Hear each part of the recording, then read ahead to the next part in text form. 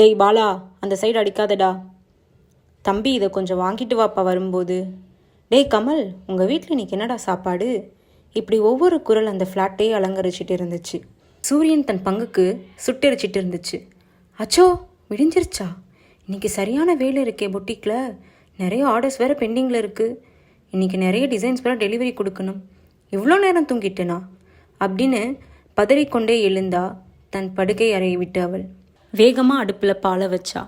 பாதி கொதிச்சும் பாதி கொதிக்காமலும் இருந்த டீயை சட்டுன்னு வடிகட்டி 1/2 டம்ளரை மட்டும் குடிச்சு விட்டு குளியல் அறைக்குள்ளே அறக்க பறக்க ஓடினா. குளிச்சுட்டு ட்ரெஸ் மாற்ற கபோர்டை திறந்தா. அவள் கபோர்டில் இருக்கிற எல்லா ட்ரெஸ்ஸுமே அவளால் டிசைன் செய்யப்பட்டது. கிட்டத்தட்ட ஒரு 50 ட்ரெஸ் ஆச்சும் இருக்கும். அதில் ஒன்று எடுத்து போட்டுக்கிட்டு தன்னை நேர்த்தியாக அலங்கரிச்சிட்டு கிளம்புனா வீட்டை விட்டு. காரை விட்டு இறங்கினாள். எப்பயும் போல் தன்னோட கனவான அந்த பொட்டிக்கை ஆசையோடு ஒரு 2 நிமிஷம் கண்ணிமைக்காமல் பார்த்தா. மேடம், கிளைண்ட் வந்துட்டாங்க அப்படின்னு தன்னோட பிஏ சொல்ல பொட்டிக்குள்ளே நுழைந்தாள். ஹாய் லாவண்யா மேம், வாங்க, எப்படி இருக்கீங்க அப்படின்னு தன்னோட கிளைண்ட்டை ஒரு 1/2 மணி நேரம் பேசிட்டு தன்னோட பொட்டிக்குள்ளே இருக்கிற டிசைனிங் ஸ்டுடியோக்குள்ளே போனான். அங்கே வரிசையாக அடுக்கியிருந்த விதவிதமான துணிகளில் ஒரு துணியை சூஸ் பண்ணான். அந்த 3 மீட்டர் அளவுள்ள துணியை எடுத்து ஸ்டைலாக சிசரை பிடிச்சு சர்ன்னு ஒரு கோடு போட்டா.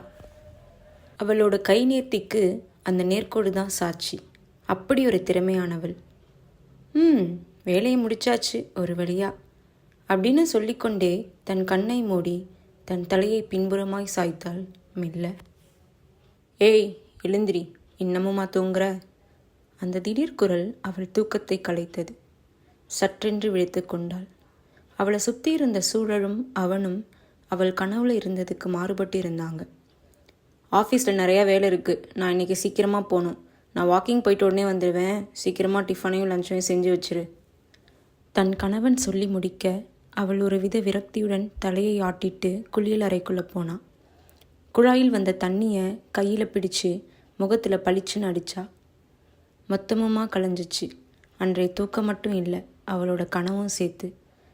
கரைந்து போனது அந்த நீரோட்டத்தில் நீரோட்டமாய் அவள் கனவு.